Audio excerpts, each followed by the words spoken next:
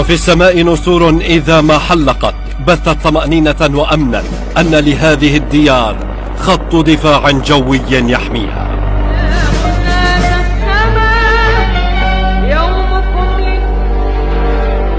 منذ أن بدأت مصر تبني قوتها العسكرية كان لسلاح الجو مكانة خاصة في وجدان المصريين. الشعب والجيش يفخر بأسطول يصنف من بين الأكبر والأكثر فاعلية وتنوعا في العالم.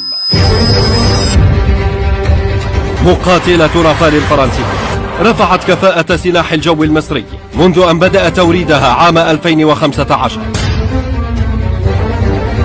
لم يكن اختيارها وعقد الصفقات لاقتنائها عبثا. عاصفة الرمال أو انفجار النار هي المعاني التي يحملها اسم رافال.